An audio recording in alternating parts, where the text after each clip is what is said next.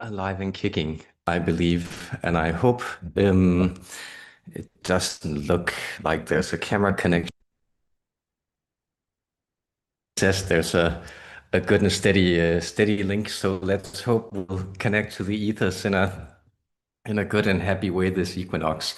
Thank you so much for being here tonight, guys. We are communing with the Archangel Michael on the occasion of um, the balance between light and dark being at a perfect angle this evening.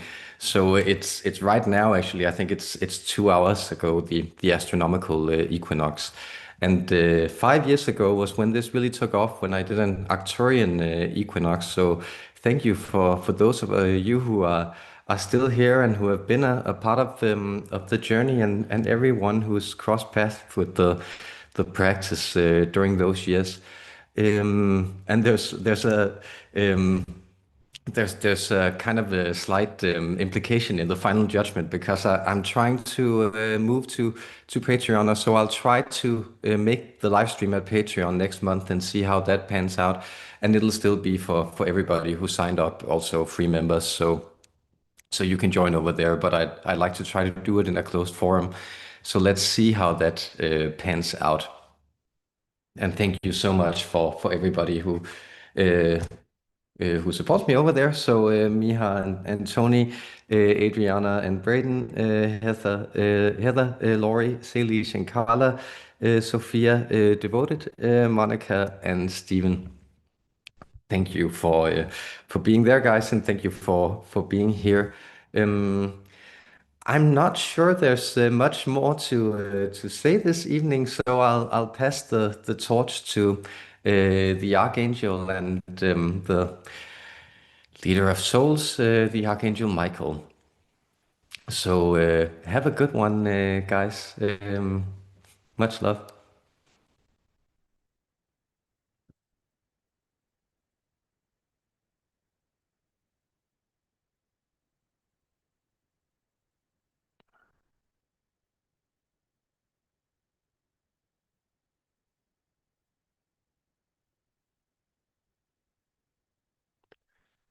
The Archangel speaks, invoking three principles within you: faith, love, hope. These three emotions are steady states of being, and steadiness is what you are promised and what it is possible for you to attain and to leave with this evening. I am the Archangel Michael, and I speak to you this evening when light and dark is balanced, and you are offered the opportunity to choose between the two. We have therefore entitled this transmission the final judgment, Smileywinks, because we are there with you in mirth, in laughter, and in celebration, as well as in sorrow, in despair, and in confusion. We invite you to all these states, and we do so with laughter. The language of the angels is one of serene celebration. It is one which rejoices in all things, and therefore we wink at you, even as we this evening also come to you to tell you of the impending energy shifts in your reality and the importance, the necessity for you to determine your fate through choice and action at this moment in time. You have been promised, it has been foretold that a shift would be upon you in these years.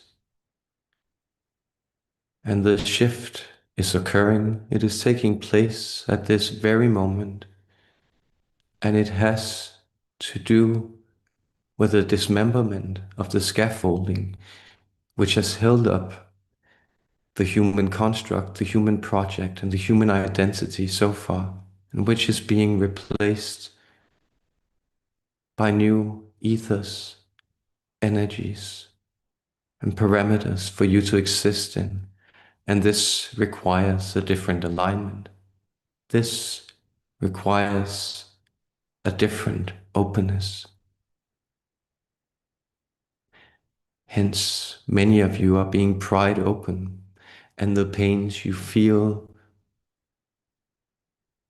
we liken to the pains of the mother giving birth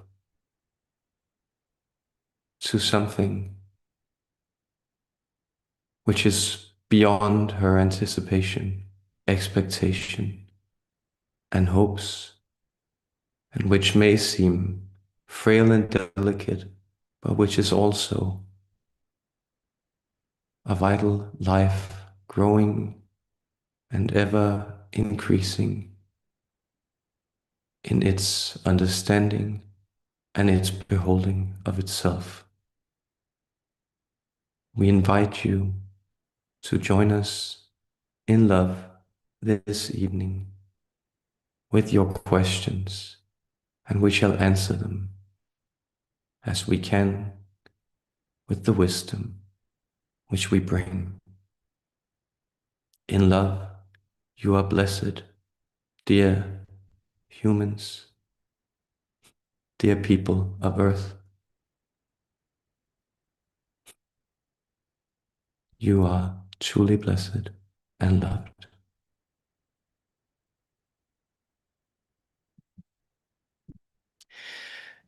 Let me know if he's if I'm speaking too softly. I'll try to turn the volume up because it's I can just tell he has like a very delicate energy this evening, and it's quite delightful to channel. But I'm also doing it for your sake, of course. So if you can't hear me, then do that, and I'll just hit record over here. Um, so there's a copy in case we miss anything. Um, and Tony and Heather, Adriana, Elam, no, Rico, it's so good to see you guys. Let's see. There were some questions from Patreon, and I think we'll just tap right into them. And I believe. It is because Tony has asked a few questions, so I'm trying to select which ones are best. Um, and he asks, Blessed Archangel, as humanity descends into chaos, what advice can you give those who observe the universal law of one, and how may we be of service to those who are lost in the duality of illusion?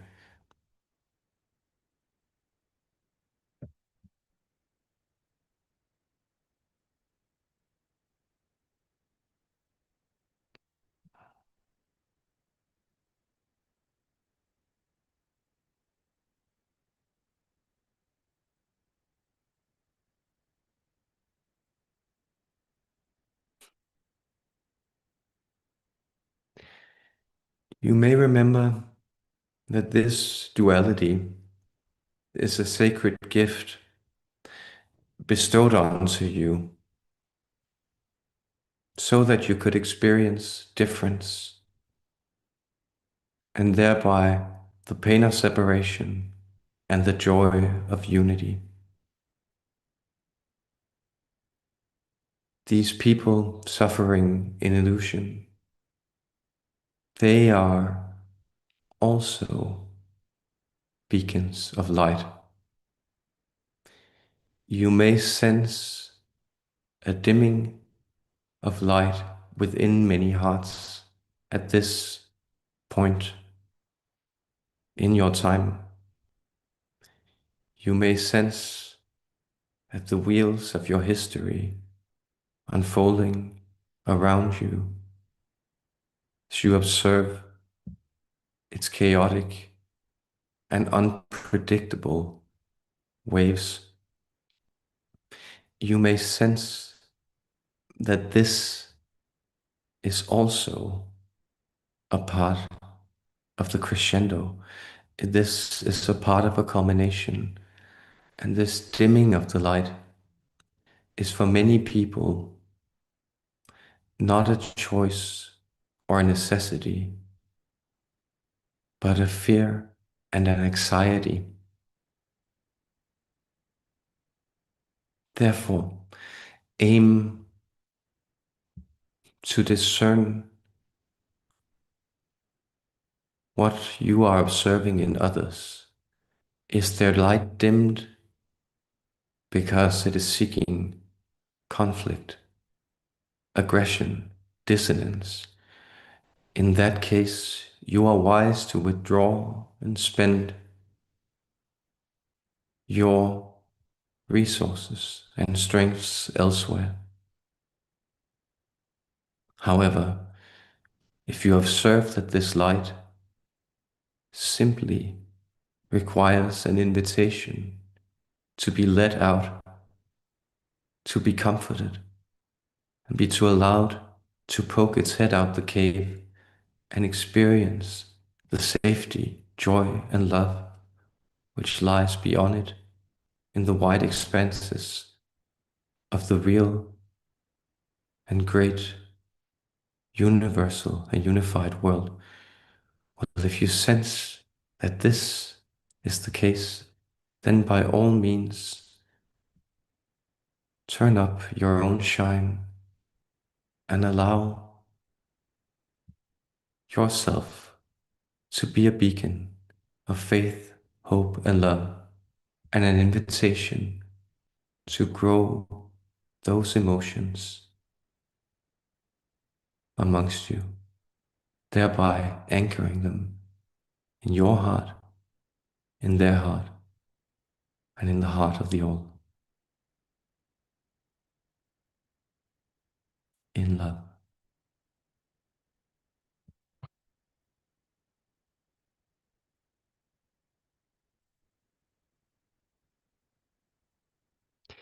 Um, yes, and I'm just doing the questions intuitively here in the order that makes sense. Um, hey, Michael, could you please speak about compassion and wisdom? Asks Adriana.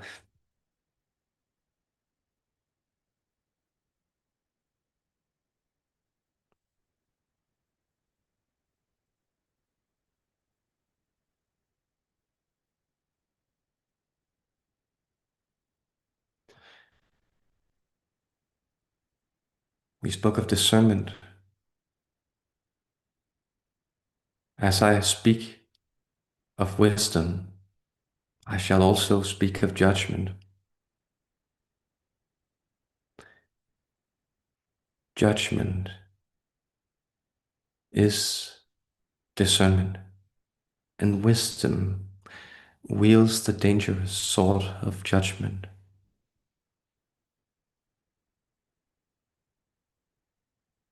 with a care and a concern which makes it the only force able to wield it safely. Judgment is dangerous because judgment is the separation of something from your chosen reality. This is a necessary step in living. This is a necessary step in choosing. And this is a necessary step in becoming and connecting to the essence of yourself.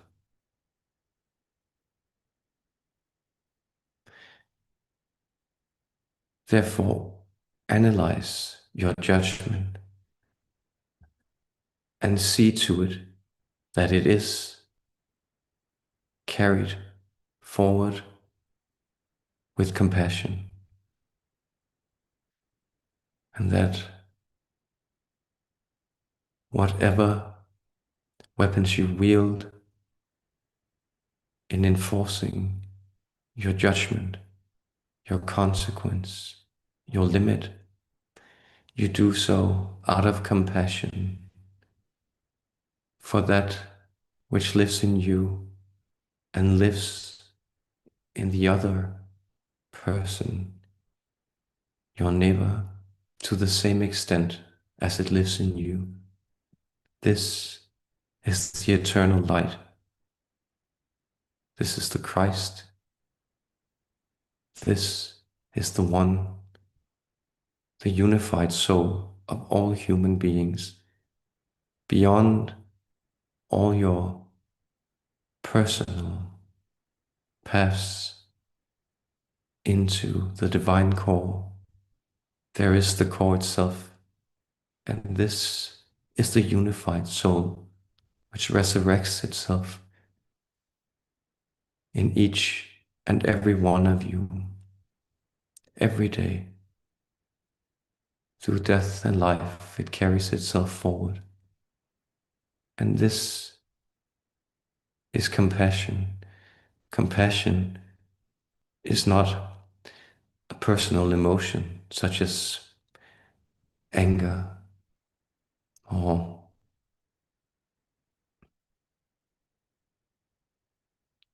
jealousy. It is an instinct which holds reality together, and it is an aspect of love. And wisdom is the loving mind acting in the world and knowing itself. This is proper discernment. This is proper wisdom. And this is proper compassion, the connection of the light residing in all beings, in love.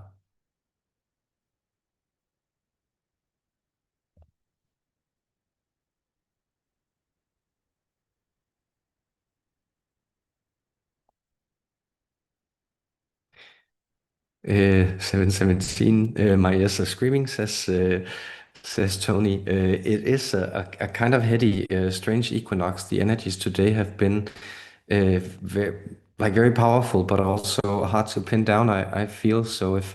If anybody is feeling the friction, I'm right there with you. And so on Patreon, Sophia asks, "Blessed Archangel, please could you give me healing as I..." No, that's Tony. Sophia asks, dear Archangel Michael, I'm tired and in pain, and I'd love some divine assistance and guidance, please."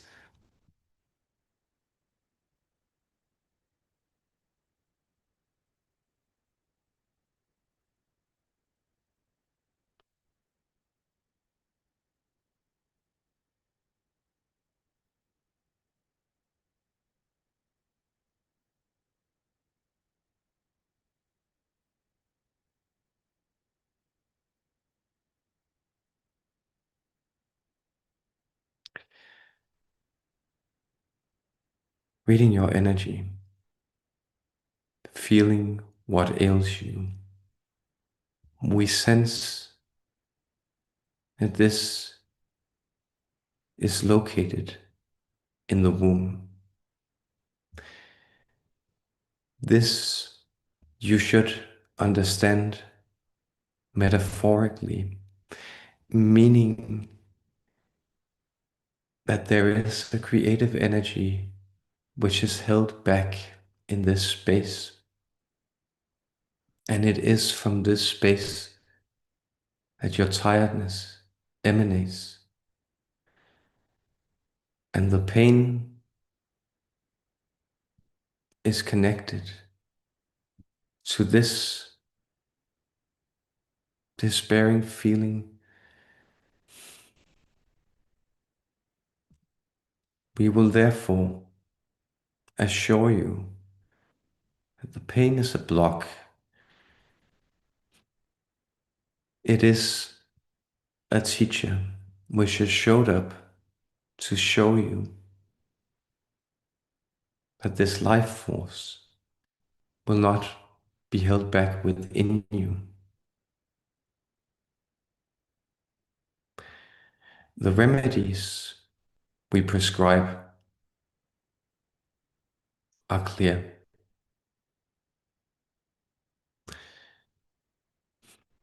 We encourage you to spend time on your back and on your stomach. The two positions we encourage you to practice, it is the supine butterfly, meaning you are lying on your back and your feet are together and your knees are out in a rhomboid shape. You can support them with blankets, for instance.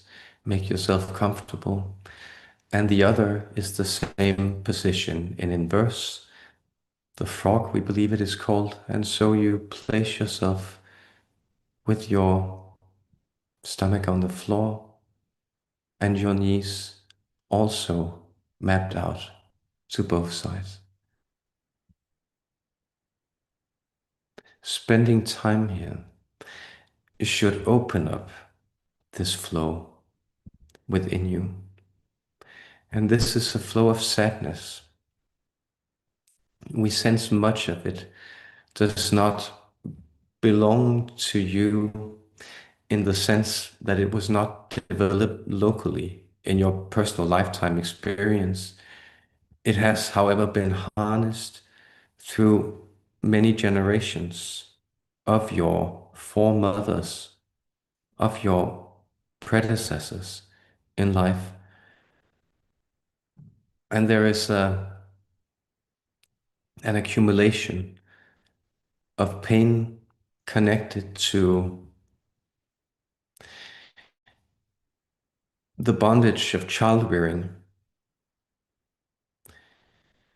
meaning that it is a type of existential pain which is expressed quite vividly in the pain of childbirth, but is more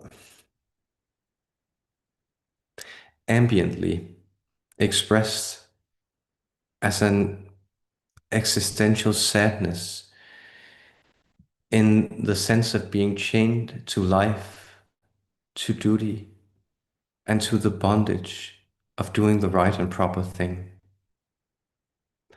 So what we aim to teach you this evening is that this pain, which is a type of contraction, having permanently lodged itself in the womb area and in this general area of the lower triangle of chakras, this system below the solar plexus. Well, what we aim to teach you is that you can release this energy by allowing it to flow through you and accumulate into sadness, into grief, and into shaking, into stirring of the physical magnetism. And then we encourage you to seek a sense of abandon where you can. So aim for things which are delightful in and of themselves, which are pleasing in and of themselves, and which serve no purpose, have no direction, and thereby constitute moments of pure enjoyment, because these are the honeydew drops which are guiding you to a feeling which you're reaching out for. And this feeling is this overpouring of creative energy, because it is stuck creative energy you are experiencing. And this is why it can be released, transformed, and is expressing itself as pain, and is expressing itself as tiredness.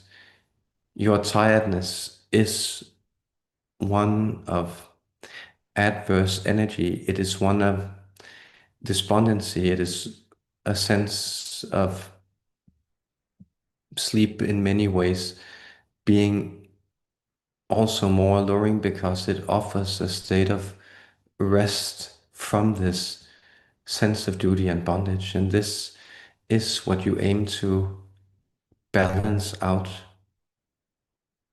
and it is with the blessing of your foremothers, of your forefathers, and of the wider loving all itself that you should do so, and you should have this experience of transformation from woe into well-being. In love, be blessed.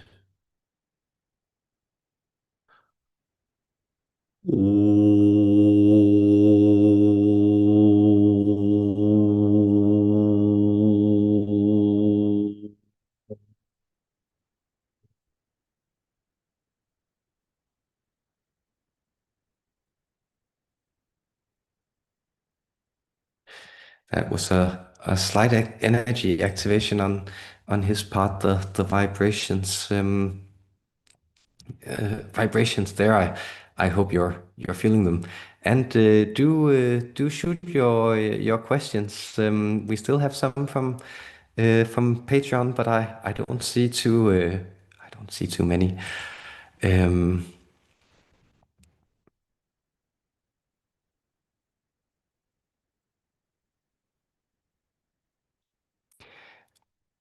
uh, and so Tony asks, Blessed Archangel, thank you for your service and protection in the name of the one infinite creator. On the 16th, I was awoken at 4:44 and I looked to the sky in my garden and saw 10 orbs in single file flying directly over my home, and within minutes received a call that my mother-in-law Pauline had passed. Can you shed some light on this event? Could you please let me know her current status? And can you please give her our, mine and Lisa's unconditional love and blessings?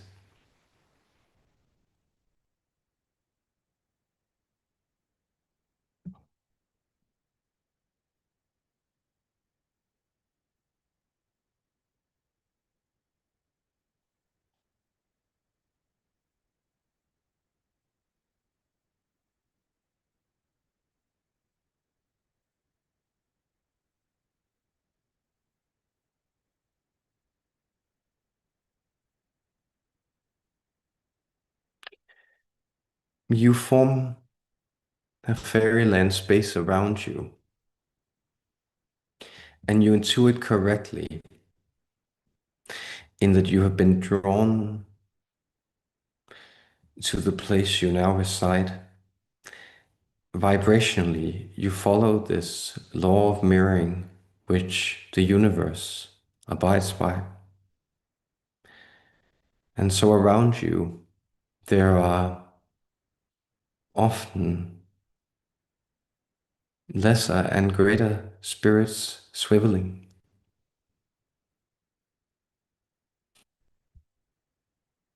They use your awareness as a type of witness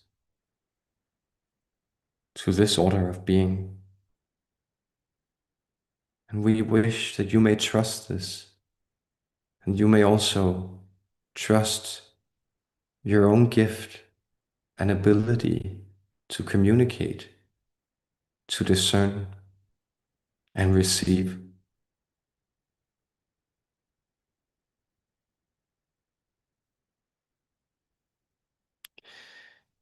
What you witnessed was ancestral spirits announcing themselves. They belong to the lineage of your partner and to your mother-in-law.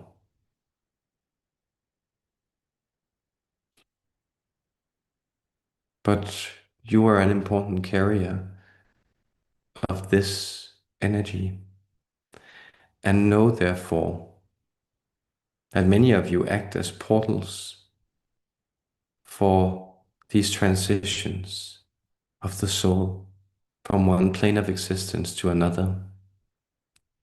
And this you were aiding and facilitating. You may not see this yourself, because a great part of the game of incarnation and of being a person is that you are more invisible to yourselves than you are to others, and certainly to us in the beyond who see most of you and love all of it, though we try to guide you in a direction which we feel is beneficial to you.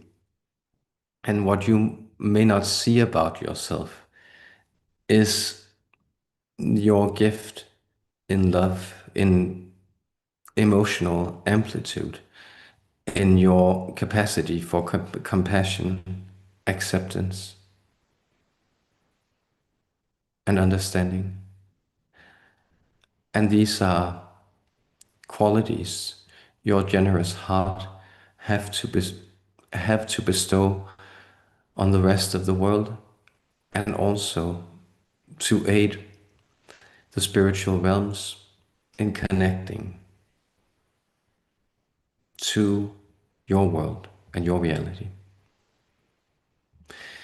We are talking about you rather than your mother-in-law at this moment, because this is also an encouragement for you to explore these talents and know that there might be something for you there which holds a deeper resonance and speaks more to your naked, vulnerable, beautiful heart.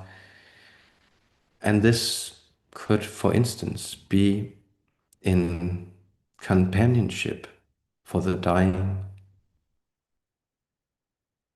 It could be in seeking out and sitting with those you sense need your presence.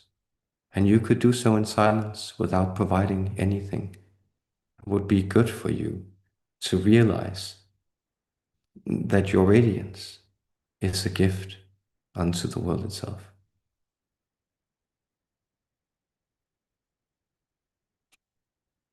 Then, smiley winking at you, I can tell you that she is perfectly fine. Where she is at the moment is not really any of your business. That is the mechanics of the restoration of the soul. It's a type of purgatorial process, and it's quite gentle. It's very loving. You could sense it as a forgetful stroll through a balmy meadow landscape, with the airs being neither hot nor cold, and the experience being neither pleasant nor displeasing. A type of aimless wandering in a landscape until you arrive again at this new destination.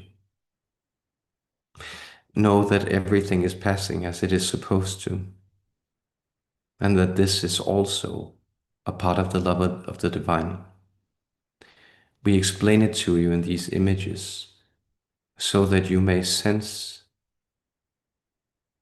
that there's also value in this world of duality, of differences, of difference, of pleasant and unpleasant, of light and dark. And we shall let you know that you can communicate with her. You can extend these things. At this moment, she is not very receptive, but you will find, come the next full moon, that there should be a type of restoration of the loving presence, especially in your partner Lisa's heart, where she may feel that the comforting presence of her mother, the very positive image she has of her mother, is in many ways restored, purified, and amplified with a type of subtle, loving presence.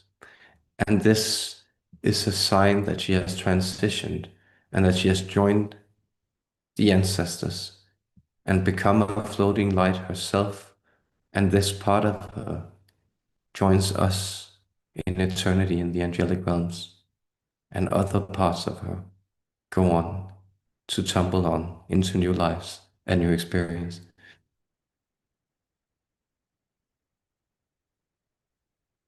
She knows you, and she will feel your sentiments, your love towards her. So know that you are guided, and take this confirmation by us, by your experience, and by the angelic sequence showing up on your clock. Take these confirmations that all is in order and she has passed. Our condolences. May your sorrow and griefs bring you wisdom, clarity, and love.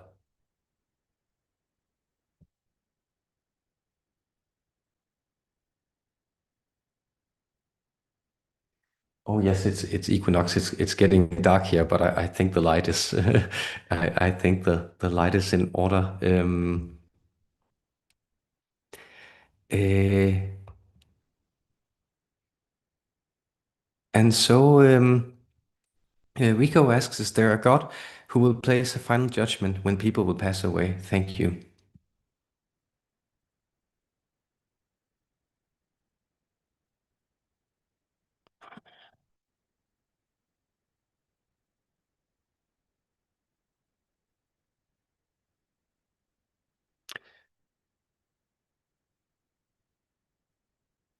She leaves it to me. He lets me do the dirty work. The divine in its highest form is unmanifest. It lies beyond any descriptive reality, and it does not act. As such, it does not judge, but as it gives rise to everything, it also gives rise to consequence. Therefore, know the judgment is installed in reality.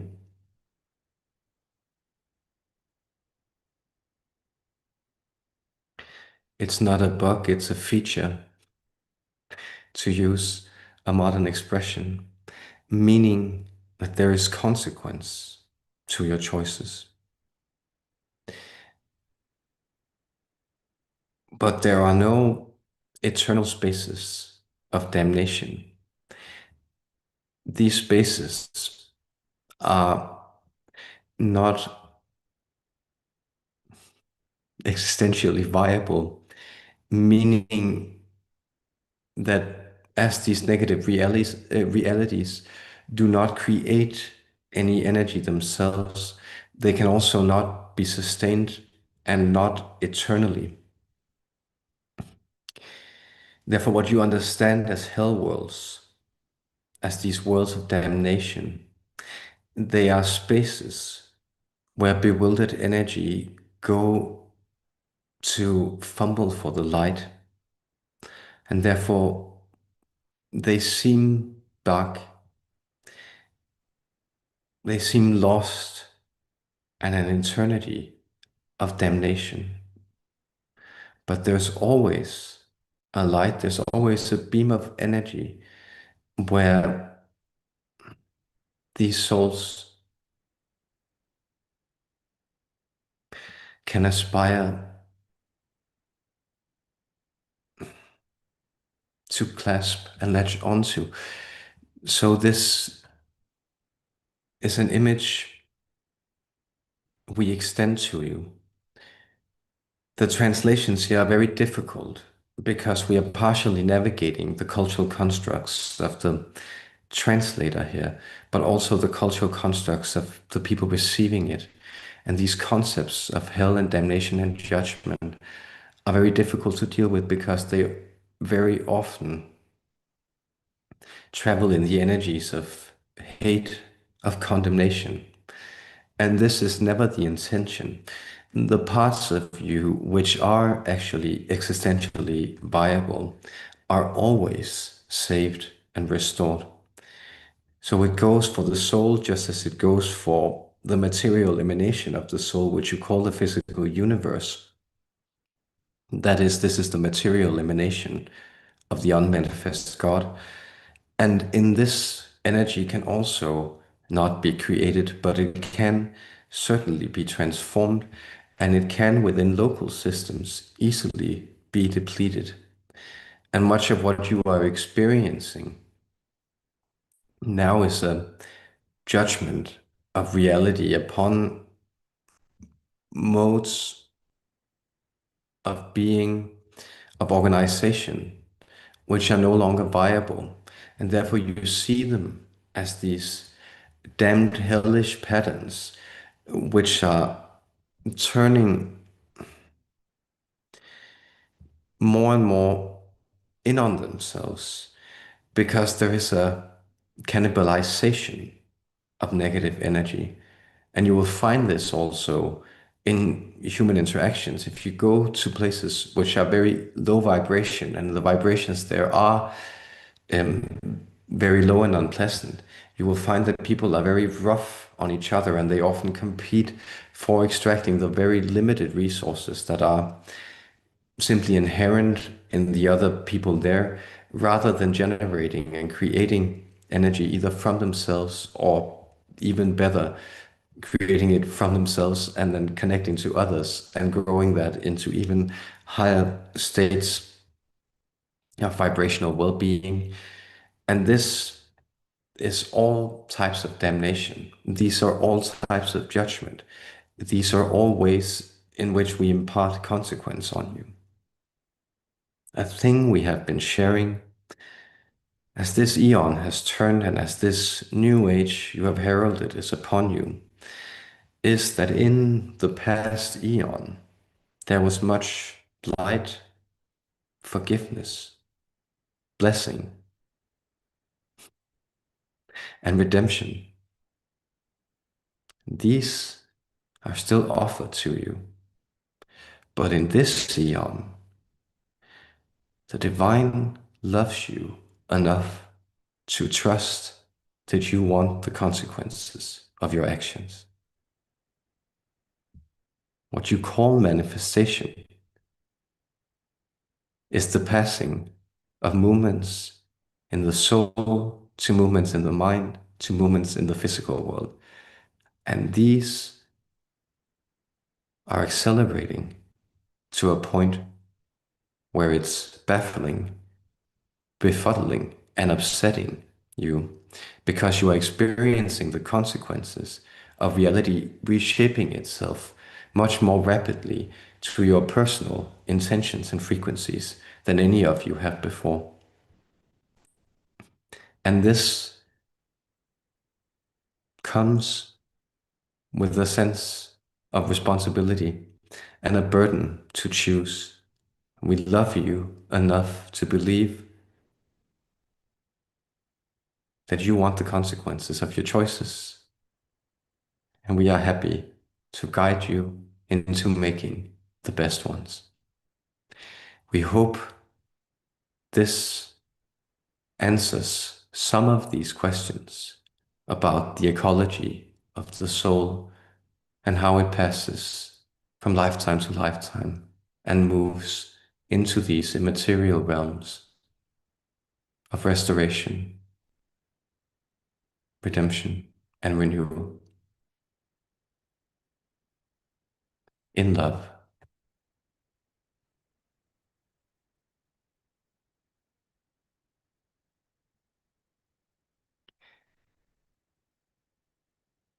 Um, eh,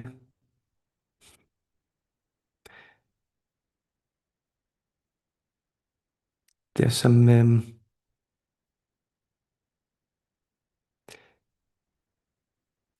Aston Qureshi says, one of the most painful experiences to me is to be reincarnate with a complete loss of memory, is it possible to choose to not ascend in the physical form?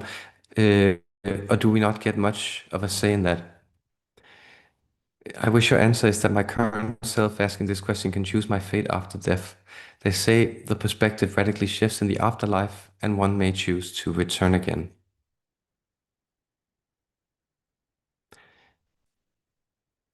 Once we experience the higher mind, does this mean that I'm experiencing now is so temporary that the idea of it rapidly dissipates and its intentions are not given much value? I don't know why, but the best experiences to me would be to live in bliss while retaining my human perspective, while somehow transcending the pain quicker than how I currently am. Thank you for that beautiful question. It's because I think I sense that it'll be one of these cosmological answers. Um, so he'll answer it in one go.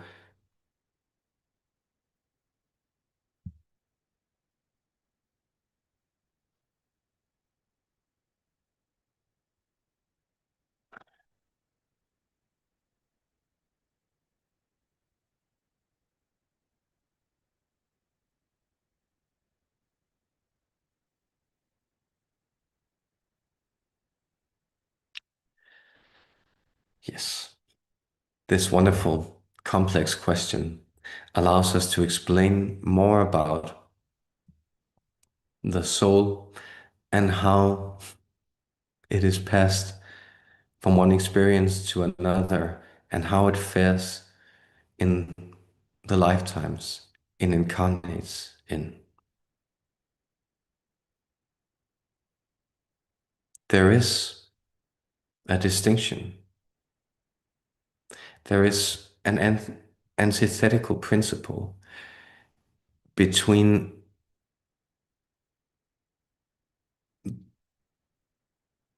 the choice of the soul, its free will, its ability to set the terms and experiences of its incarnation experience, its ability to set the parameters of the soul contract, and what you know as karma, the accumulation of patterns, of energy, of action, and of unresolved issues in your experience. We hesitate to use the word issues, as you may sense that this presents this idea in a type of dichotomy. So you may sense that there's this moral imperative for you to make sure that you are feeling good, then what you would like to experience is a lifetime where your incarnation is set, where you have set certain parameters, where these parameters are fulfilled, and where you thereby experience states of well-being. However, this speaks to the karma which is inherently painful.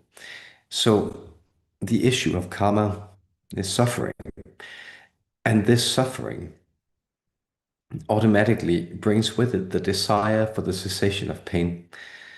And so what you are seeking then is a resolution of this karma. But know that this counteracting principle is then the free choice of the soul. And this free choice of the soul is the vital surplus. It's the universal life force which is within you and within all things, which is the will to life, the will to exist in and of itself. And this is unyielding, and it may be limited by these karmic factors of pain, but it is essentially yielding to them by choosing them.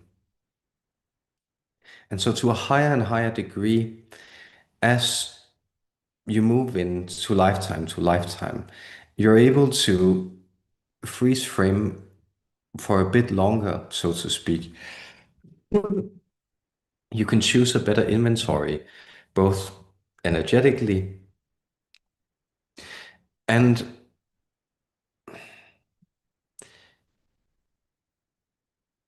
Gnostically, meaning in the sense that you can actually remember more of your lifetimes. You can choose to recall more of it. You can choose to become aware of more of it. And as this increase in life force, in choice, in, increases, it is not necessarily bliss, which is the byproduct,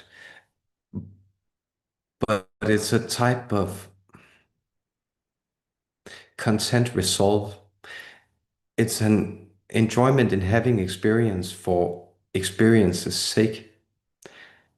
And bliss is still a second factor experience, meaning it is something you have often as a result of something. And is really that's this is really where you get into trouble, because this means that the striving itself removes you from this acceptance that you have already chosen to be here, that you are already engaged with these experiences you are living out. And so the more you resign yourself to that, the more you're actually allowed to remember, the more you are allowed to understand, and the more you can choose your own adventure from lifetime to lifetime. And what many of you who are gathered here will do is you will often also take some breathers in higher dimensions. So addressing you personally, Yasin, we can, for instance, say that your vibration is better suited to a high dimensional, to a fifth dimensional higher imprint, meaning that you're used to existing in these states of quite incarnate bliss, and it's quite inordinary for you to have to go through this realm of pain and difference and separation. And this is also why you're bothered by it. But see, the lesson which you were aware of in your former, we sense this is a Syrian incarnation, well, was that you needed to go through this experience to then move through the ascension to heighten your vibration and make another ascension jump. And this is a type of ladder because there is a skill, you're climbing a ladder, but you get to plateaus, and on the plateaus, the view shifts, the parameters shift, and the next ladder you're climbing is completely different. And it's usually much more enjoyable, with a much better view. So you have the opportunity to choose not to ascend, but it's a type of lingering, and you can linger as long as you want on any ladder. You can also go down, and then it'll be harder for you to gather the momentum to climb up again. But there really is no way out of the ascension ladder except for either going all the way to the top and merging with the skies, or descending all the way into the swamps and disintegrating. And these opportunities are afforded you. There is movement allowed in both directions. But know that the introduction of pain, as many of you are pointing to it this evening also, and the wish for it to succeed are symptoms that your consciousness is aware of these states and refuses to ignore them. And for that reason alone, it means that they are being addressed, resolved, and worked on. So do your work and step back, the only path to serenity in love.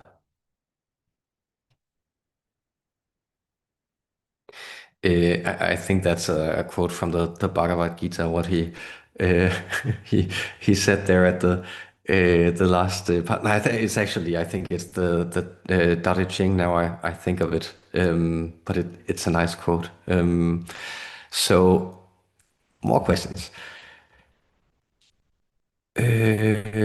Let's uh, look at Tony's back. Blessed Archangel, please could you give me healing as I have hurt my lower back? Please also give healing to our Mother Gaia and send her my unconditional love. Adonai.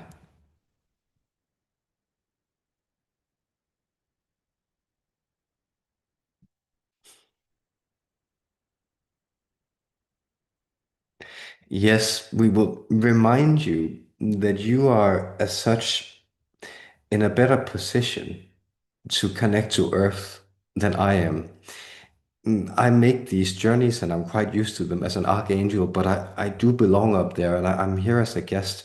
And I can, of course, connect to her in other realms, but it is again an encouragement to know that your intentions are heard and they are transmitted. And so you do not need my intercession to commune with the sacred planetary mother. She is right there. She's listening to you. She receives you. She loves you and she appreciates the gesture. Thank you, our beloved son. Now, for your back, notice that this lower back area corresponds energetically very much to the frequencies of Earth. That is your frequency of incarnation. As we spoke also of the womb area, they sit here and they are also connected to the hip and the lower back. You may sense that this pain you feel is a sense of disconnection, that you are feeling you're being carried off to the heavens, and therefore you seek to reconnect to Earth. And so, our advice to you is to spend time again on your back. And what we recommend you to do,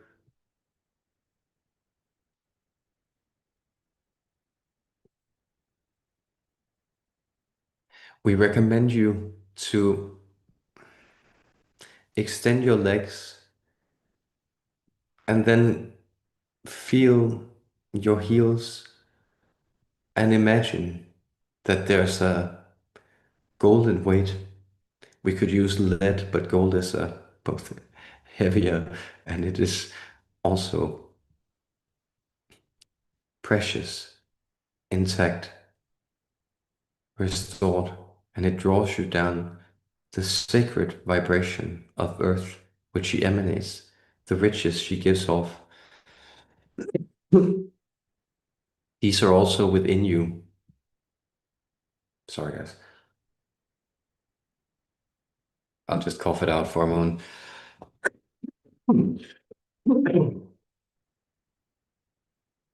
There we are.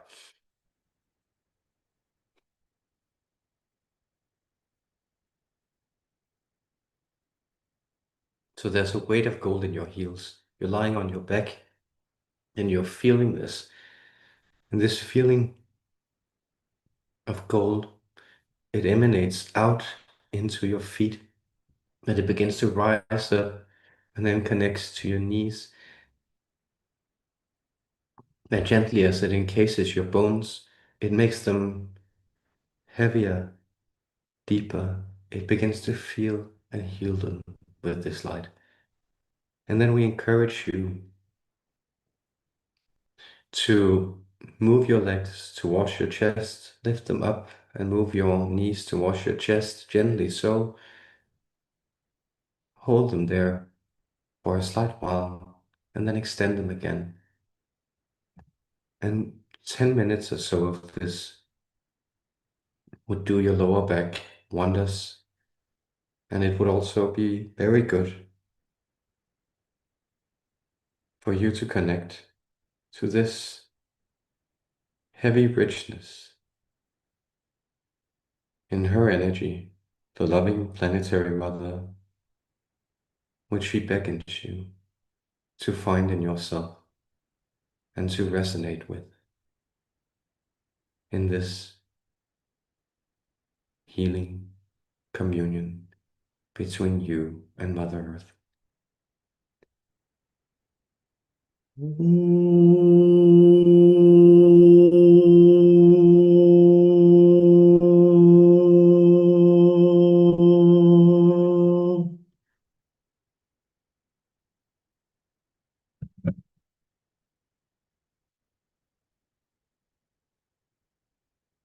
Um, yes. Uh, and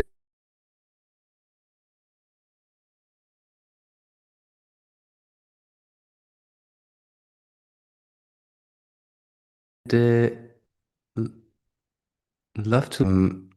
No, sorry, there's a question I missed up here. Magneto asks, how can I make a force field around a car with bismuth coils, pulses, etc.?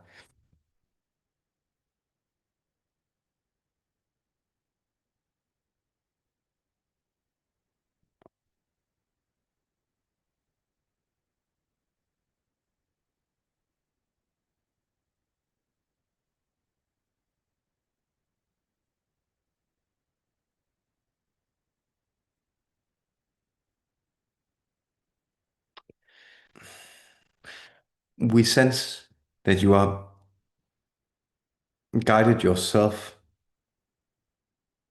by ingenuity and inspiration in these fields. For that reason, we shall assure you that the experimentation is a part of the process and that you will receive better guidance on your own part than you will on ours. However, to answer your question, we would say that the best and most sustainable way to do this would be to coil the car itself and then to electrify these coils. And so you would only need a principle of grounding, of earth, in order to discharge this field. However, we sense that your aim is a different one.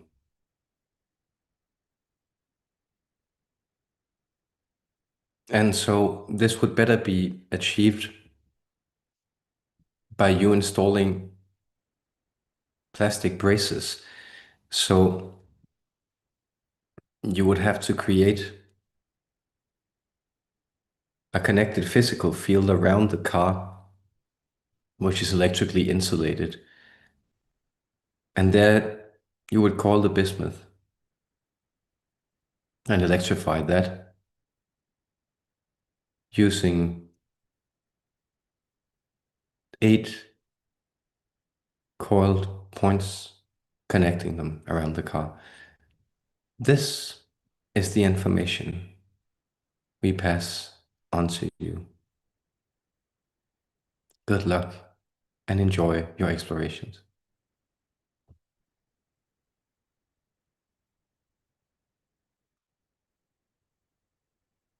Like these physical questions where they're always a bit challenging to channel because I don't really feel as much as at home at them myself. So it's also funny when they come. So I actually appreciate it. But of course, do take what you can use and use your best judgment. I think Michael would agree on that. Um, And so Rico asks, how can I find most alignment for myself currently? Perhaps that will allow for the ones listening could benefit to. Thank you. And thank you for that question, also the intention. And I'll just say that in general that a difference between the group channelings and the personal sessions is that they are weaving and bobbing in a way where sometimes they'll answer questions from somebody, but it's actually meant for somebody else. And so I had somebody write me here after the last live stream where they were a bit confused about one of the answers, and what I kind of sensed was that actually it wasn't as much meant for the person they were asking on behalf of as it was meant for somebody else in the audience to hear. And they might do that, if there's some information that's kind of unclear, then it's actually supposed to go somewhere else.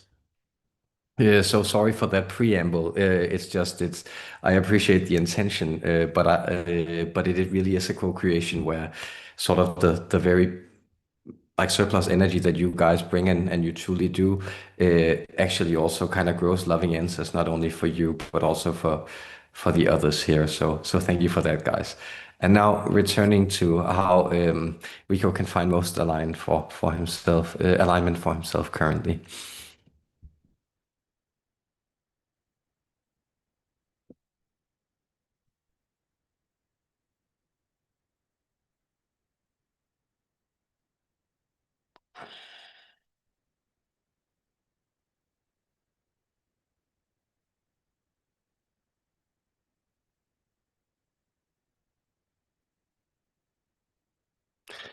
The spine is aligned, and even if it isn't, it's aligned with your material manifestation. The spine is the section of the physical body which most completely incarnates, manifests, and holds the vibration of the cosmic tree. So the most exact microcosmic expression of the divine universal structure is expressed in the physical framework of the spine. When we say that the spine is always aligned, what we mean is that even when it is askew, or even if you hurt your lower back, the spine is expressing the ways in which energy is flowing, and it never lies. It is a perfect barometer, a weather vane, I believe it's called, in that sense, that it shifts to the energies that you are experiencing at the moment. And so what we encourage you to do, because we sense that you have a great deal of connectivity to your inner flows of energy. And therefore, we encourage you to sense where the spine may be compressing itself or rotating itself slightly askew. And what you're also seeking is stability.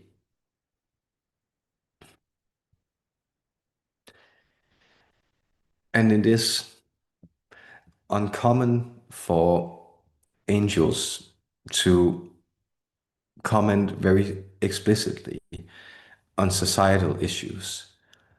However, energy is something we traffic in.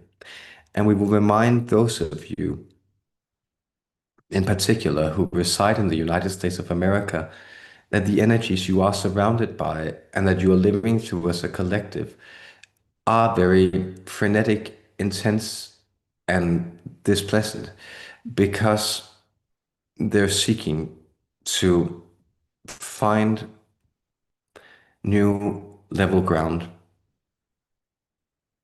And in these moments of upheaval, it's very, very natural that this should rub uh, off on you, even though you may sense that you are maintaining your own life, keeping your head down, not necessarily engaging with the discourses of aggravation and conflict.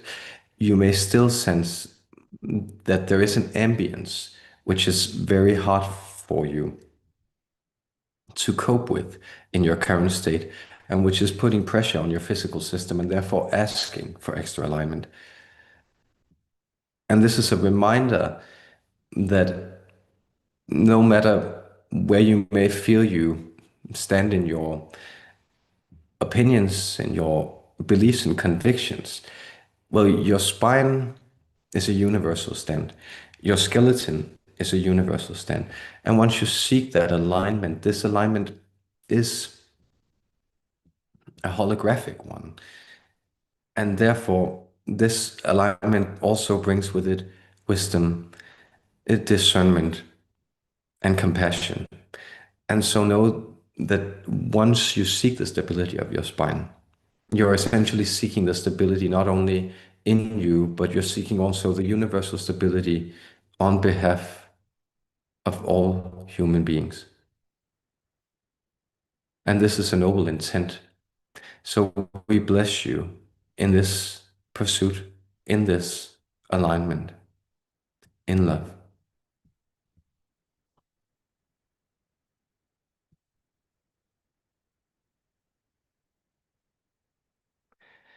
And then Adriana asks, is becoming a Buddha the same as theosis? Thank you for an awesome question. I loved like these theosophical lectures that the angels get into. There's a lot of it this evening. So is becoming a Buddha the same as theosis?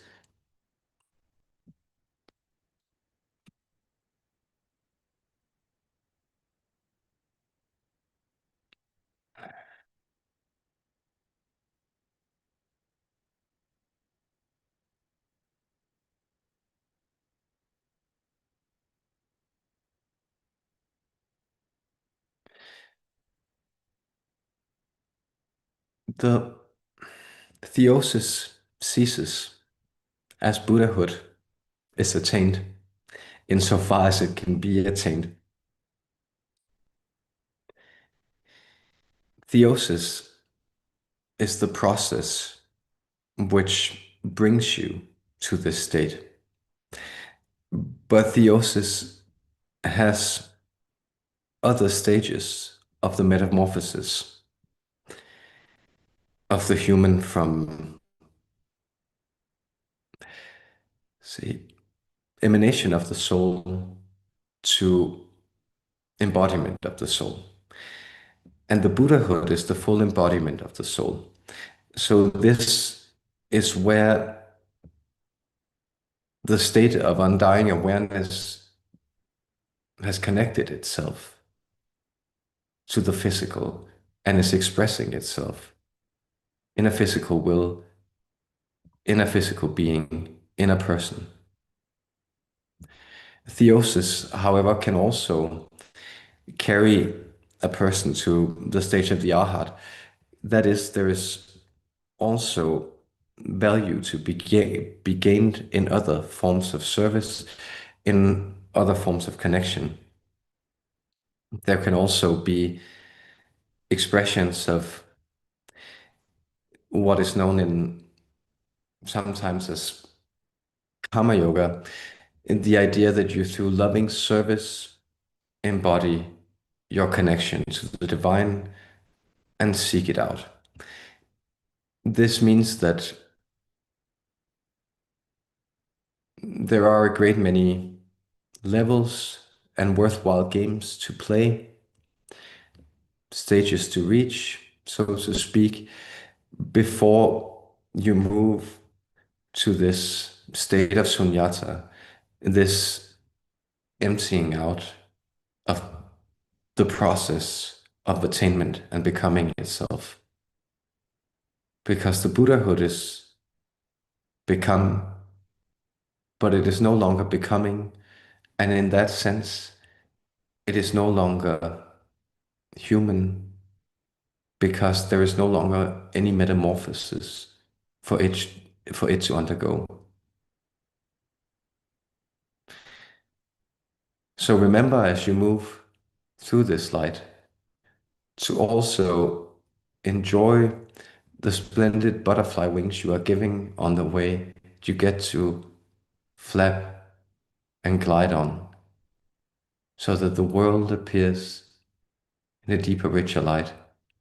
Because this is possible, even if you are not fully and wholly enlightened. In love, all is in love.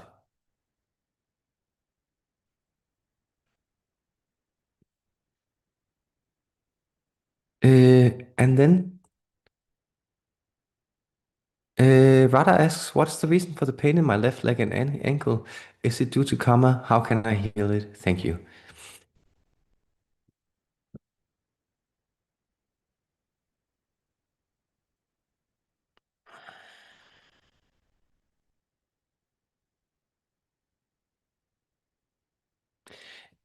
it is not due to karma in the sense that you are being punished for being a bad person. It is due to karma in the sense that unfortunate accumulated actions on your part have culminated in this expression of pain in your body. So this is another way of saying that if you work a shovel all day and your shoulders hurt, that is also a type of karma and a quite clear expression of it.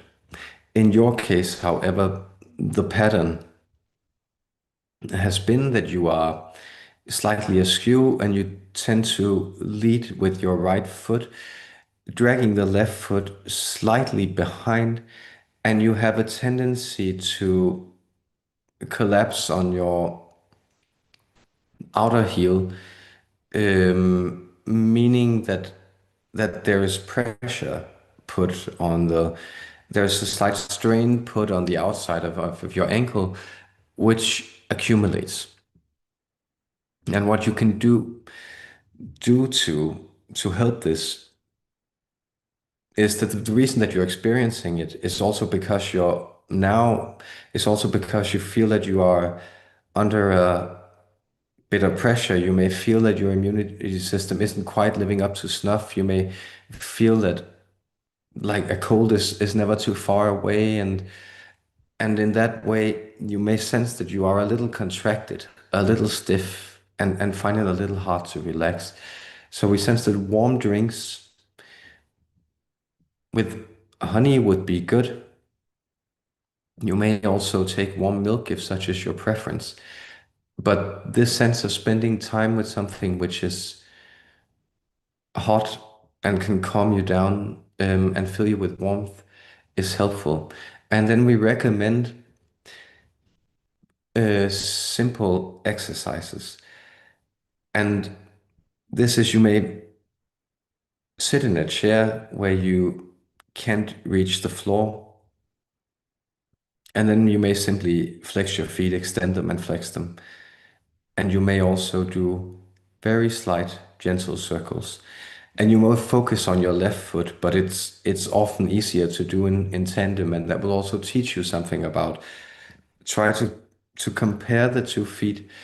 And it is very normal that sides are different in how you experience them, but you may sense that your right foot has something to teach your left foot about how to reach the floor properly. So that's our encouragement to you. Take good care of yourself with love and compassion.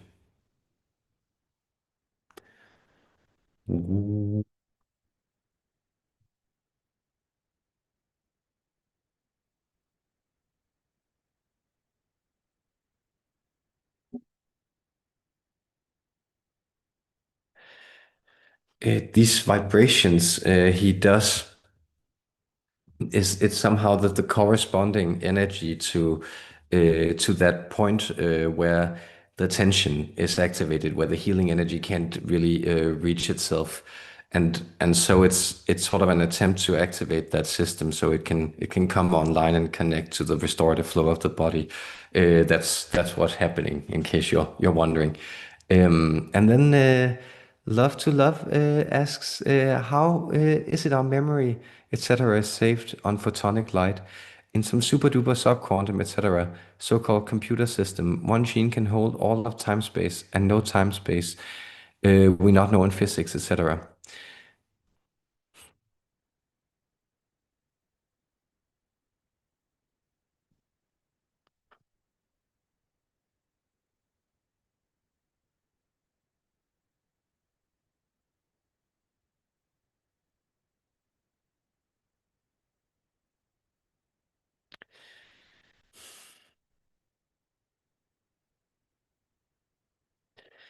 It doesn't hold a complete memory locally. It holds the capacity for the complete memory, and it holds local patterns of specific memory. This is the holographic system of genetic remembrance. This is the physical reality of the Akashic field, that you are always resonating within it. And so your experience of time, of personality, of being is connected to this vibrational frequency. And this gives you a sense of continuity. This is actually what generates your sense of self, your manifestation of reality. And this could potentially, as it does when a body attains Buddhahood, it could potentially activate the whole sequence of the specific universe you find yourself within. And then what happens is that you actually become the light body. And so the physical body is, in a sense, a lower emanation of the light body.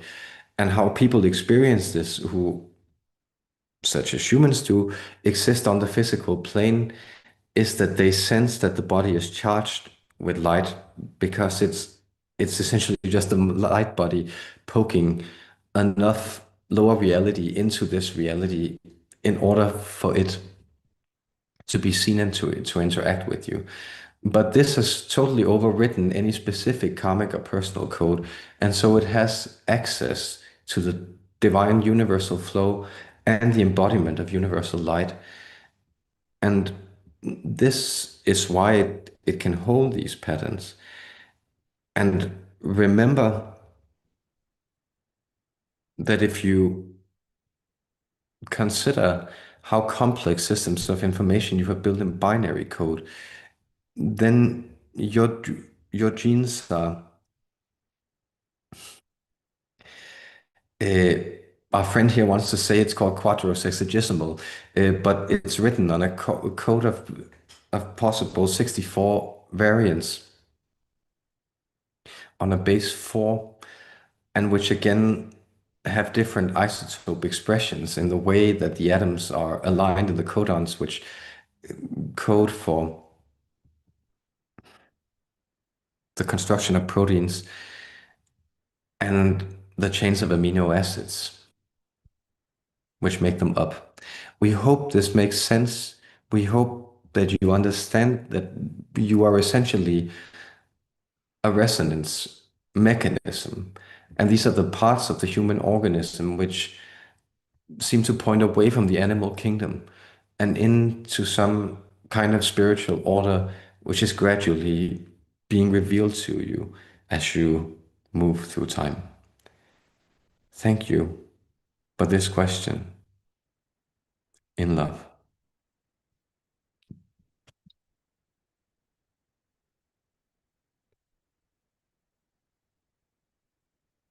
Um,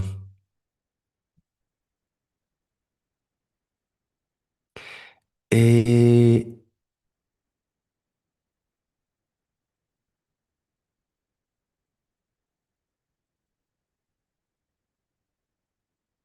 eh,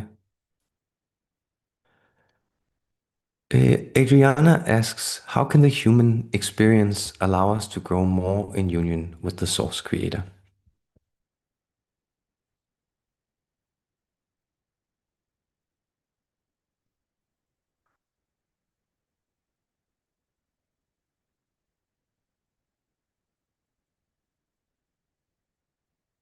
Faith, hope, and love set the broken record.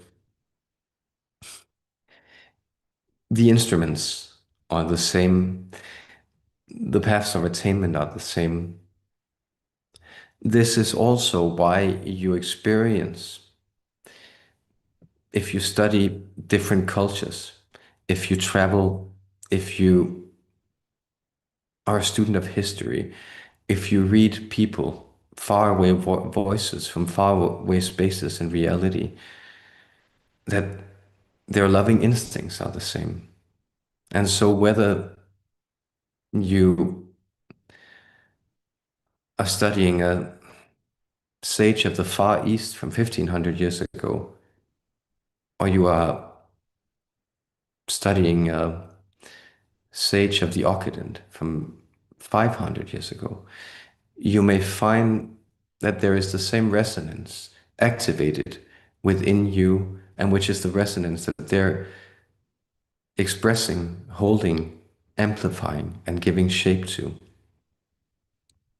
And these fall within these greater emotional parameters, and you can describe them as you want. Faith, hope, love are they're good instincts, but it is the same instinct of kindness, of compassion, of concern, of care, of wisdom, of discernment, which carry this reaching for the light and this connection to the light forward. And we thank you for doing that. We sense that this invitation has been heard within you.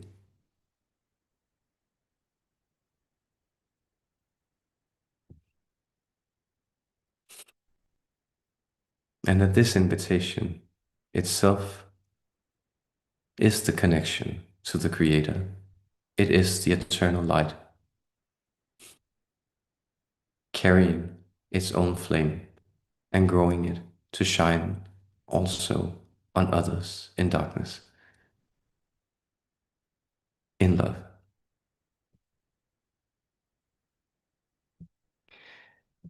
Um, we got a question on Lucifer here. Good old Lucifer, the light bringer, as it means in Latin. A wonderful Lucifer wanted to bring angelic codes to humans so we would know who we truly are, veiling and forgetting we are the creator and creation. How do you see from your perspective?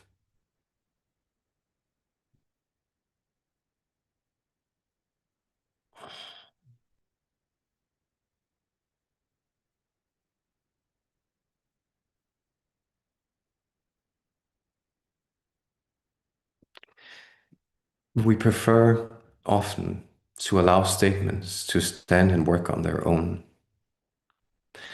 And so much as the light was refused, and so much as free will was once allowed also to the angels and those who sought their own ends and to become themselves, and thereby to gain, to hold, to wield, and to dispense with the powers of love and wisdom, not for the sake of love and wisdom, but for the sake of disturbance and distortion, that these are allowed to live in their own presence of bewilderment and hate. And so, as great Mother, Father, as the throne sends me to be the champion of the light and to hold back the hosts of hell,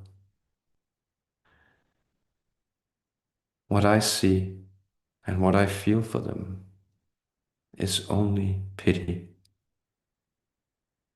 Pity that they do not see that the light was already given to them, and that the denial is another gift which the light cannot deny them because it loves them also dearly. And so we pity all that are lost to evil, and we know that they too shall one day return to us in love.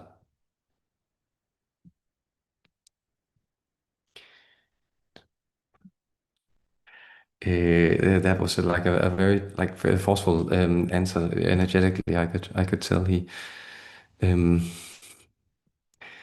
Uh, yes. Um, Do you, my beloved, met you? He went up his whole physical body and then returned. His eyes were used for good of all, and now why are his eyes having problems? Heal, please, for him if it's for his highest. I'm not quite sure what this question is. Yeah, I don't understand it, so yeah, I'll just skip it. But of course, do healing, like please. I we wish them all the best. Uh, and Playing Trees asks how to ground with angels and enjoy their support on Earth. Thank you.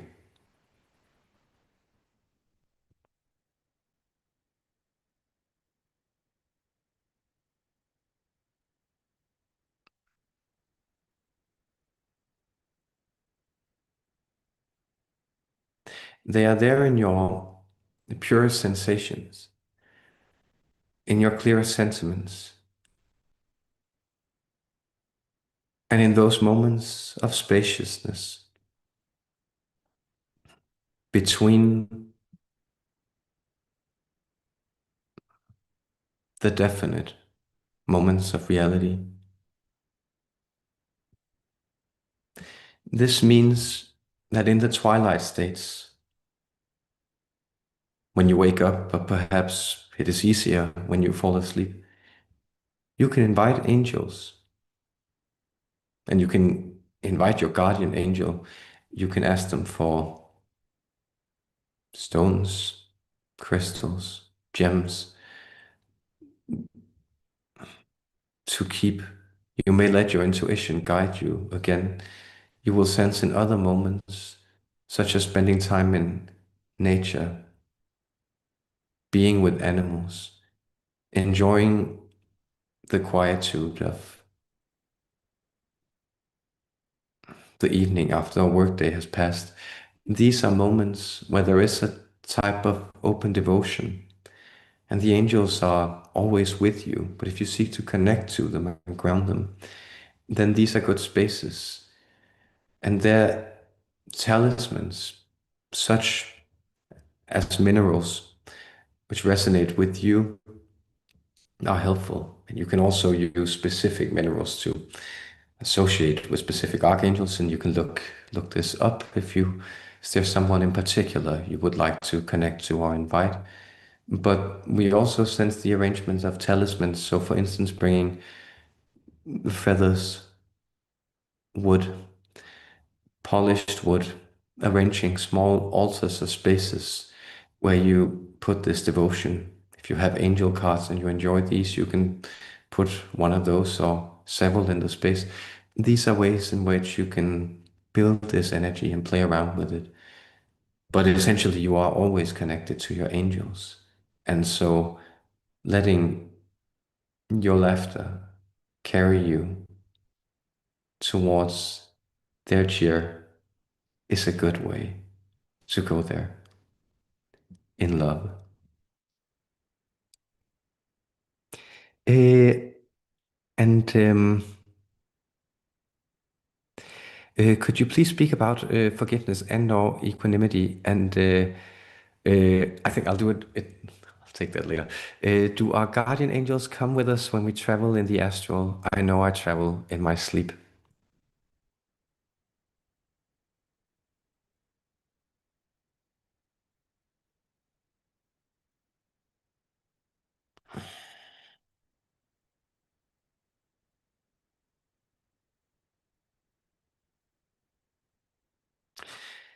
Yes.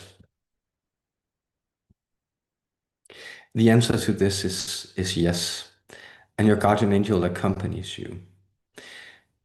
You could, speaking in terms of astral traveling, consider your guardian angel the spacesuit you don to travel astrally, meaning that this isn't what goes out and connects and have the experiences. This is you, this is the aware you, this is your sense of self, and it might be like the expanded you, which also incorporates, for instance, your dream awareness, but it is not the eternal, it's not the eternal luminous you, it's not the Buddha body which travels, it is still the etheric body. And this etheric body needs a type of casing to travel in these worlds. And therefore, the astral body, the higher layer, the guardian angel, this part of you which guards your journey and links the lower to the higher self, this encases you and protects you. And we will also answer a query of our friend here who has been wondering as a channeler that he also feels that there are a lot of benevolent forces. There's a lot of love offered. There are many beautiful things extended in the astral. But he also occasionally comes across things which are horrifying, intimidating, frightful. And he wonders why it is that these beings do not seem to have a free play or to be able to harm the etheric body in astral traveling. They seem to be able to show up, they may activate frightful feelings, but they're essentially impotent and inert. They can't do anything. And so they can simply put up a show. The reason for this, that the etheric body isn't exposed and can't be attacked etherically, is because the archangelic connection is intact, and the archangel makes the flows of incarnation and the energetic laws work. It enforces the laws of them, so to speak. And this means for a soul to have experiences down here on these very dense and forgetful levels of reality, you also need the protection. And that's the protection of the guardian angel. That's the protection of the astral body, which is also why you may sense that when people lose their connection to divine reason, sense, sanity, this sense of congruency in your experience, this is also where they become very etherically vulnerable, because this is a space where the mental has cut the physical off from the etheric and certainly from the astral. And so it becomes far more vulnerable. And you are protected and encased in this light, usually. And therefore, no ill can befall you. Eternally loved, shielded, guided, protected, renewed. Blessed are you.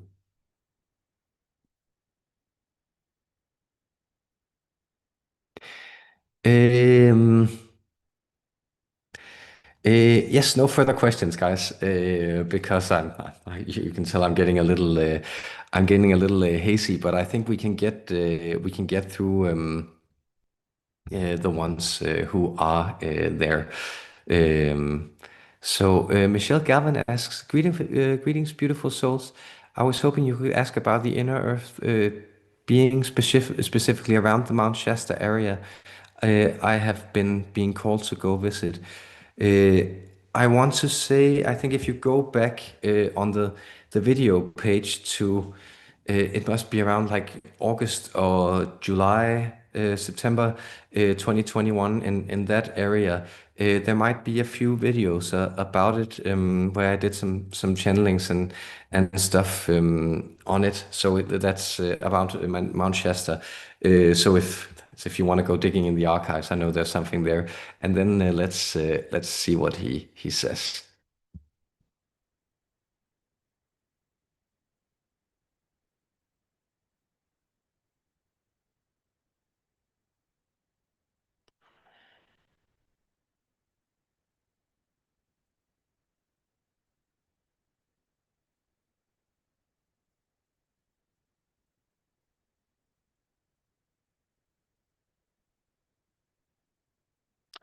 Yes, the inner earth beings,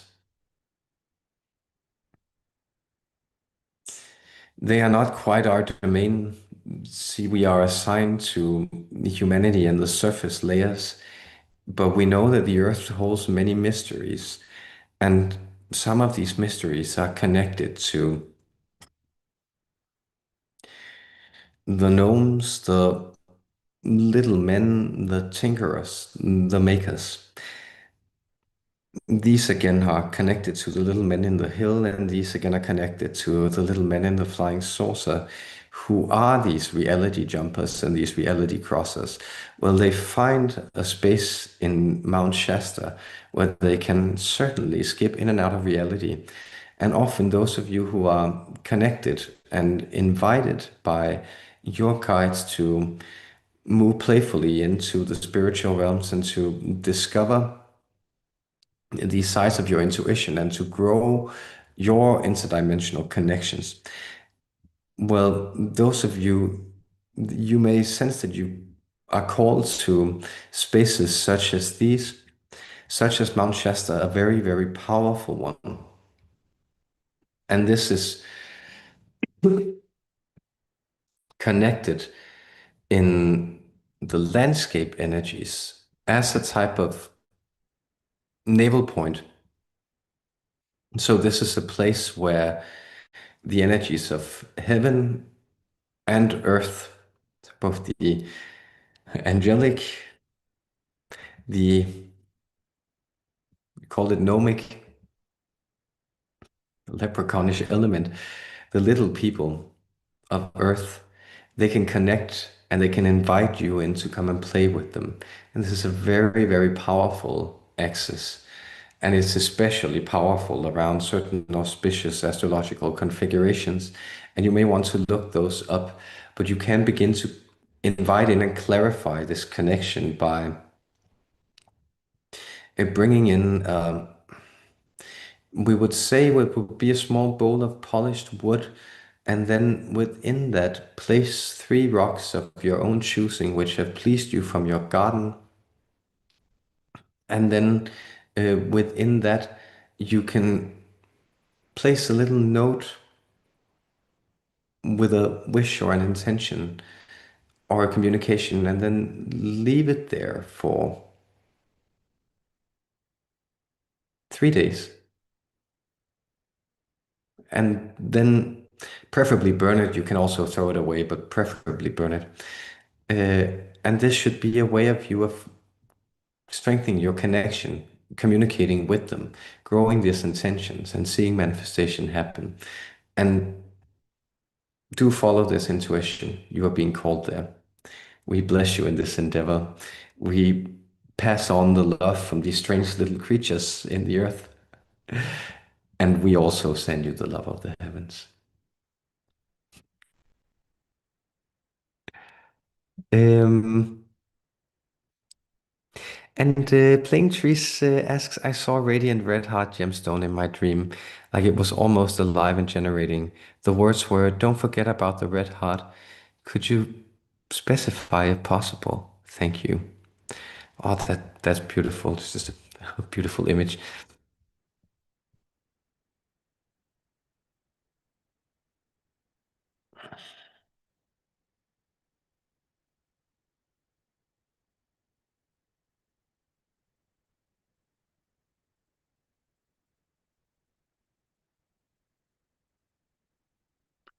The red heart is the beating heart.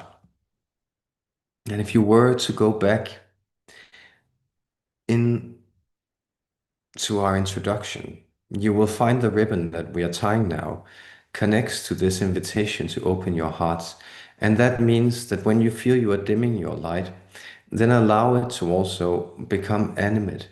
And the red heart is the heart which is animated by the blood flow and the flow of love and the flow of life. And that has to do with a trust in the value of life and the worth of connection and the worth of emotion. And this is the expansion. And it's beckoning you to turn this up and to put yourself out there in that sense.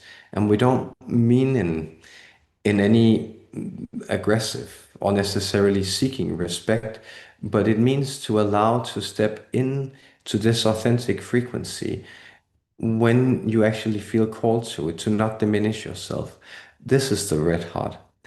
It's often connected to the heart of Christ, also sensed, expressed, and connected to Rama and Hanuman.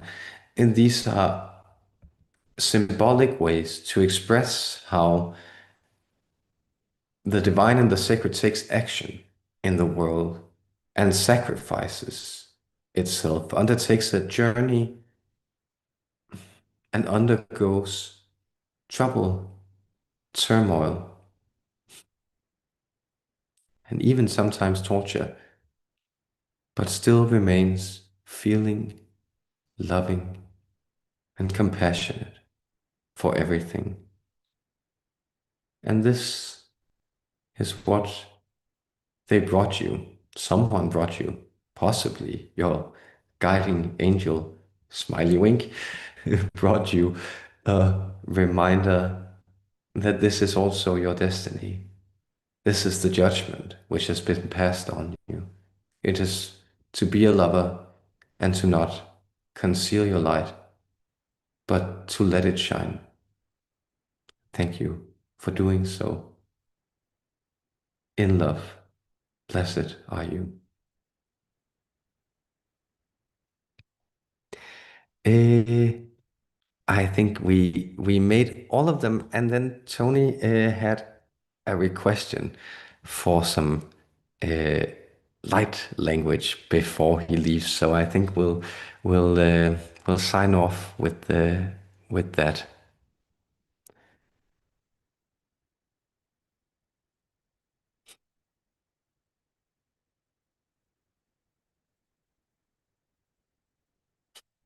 Oh, wait a minute.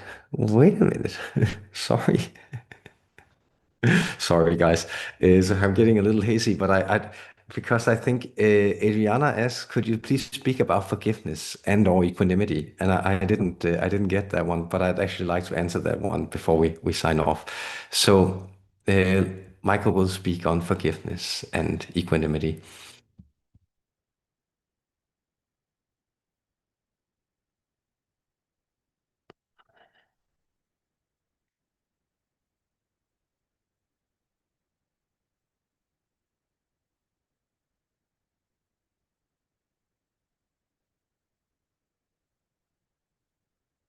So we are on the scales again this evening. We find ourselves equanimically balanced between light and dark, and yet you sense it tipping as it always must,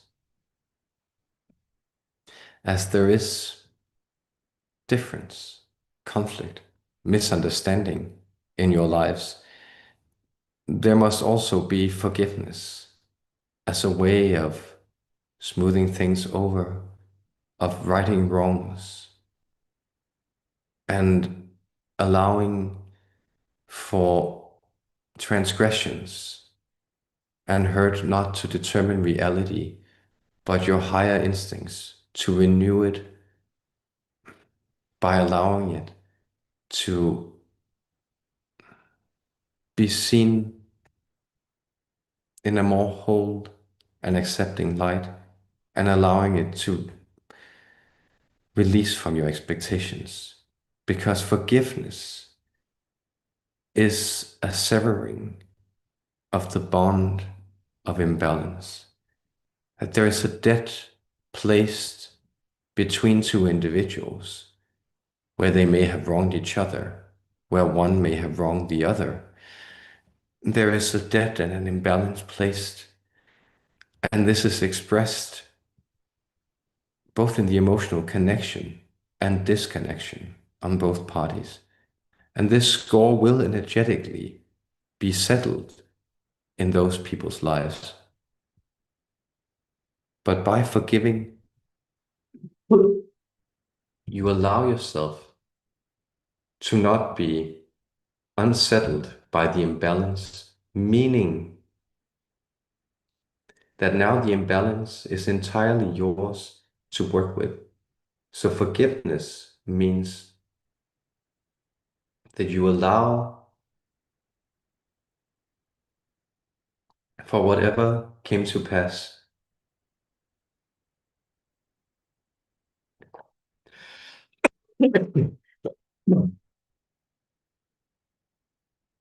You allow for whatever came to pass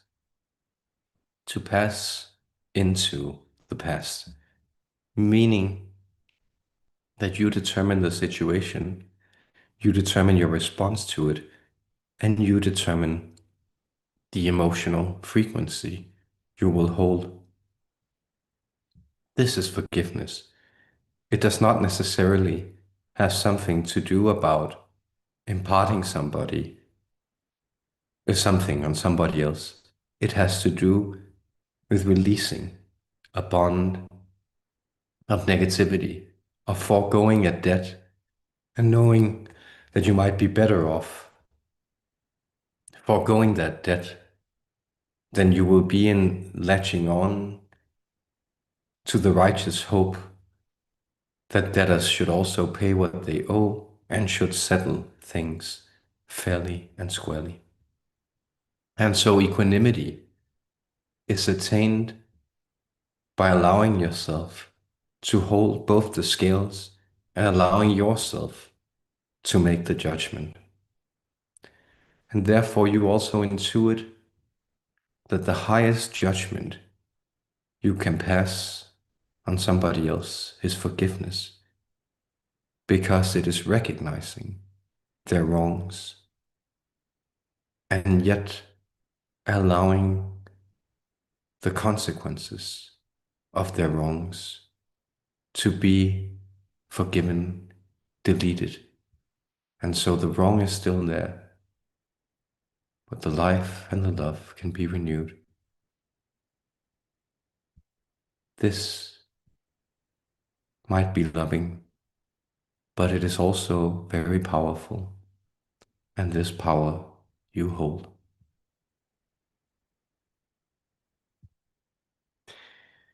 And now for some light language.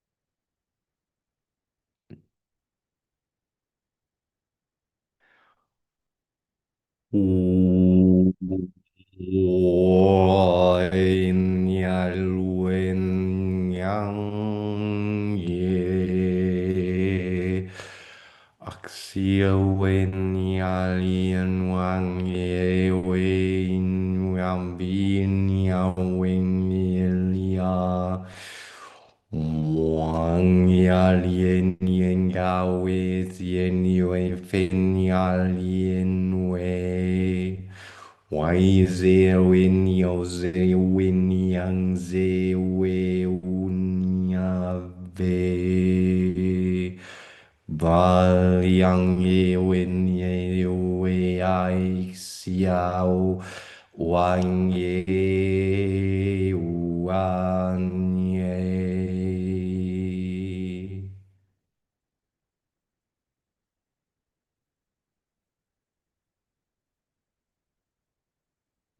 Restored, renewed, remembered. We embrace you in all that you are. We see you for all that you are, and we love the wholeness of it, the balance of it. We see even as you move away from yourself, you are coming home, and even as you grieve, you are teaching yourself new ways of love. We see that your pain is a call for healing, and we see that healing is what happens when you allow the natural balance, the light of you, the angelic quality to come forward, healing for you, healing for all. With love for all of you, we bless you and we bid you farewell.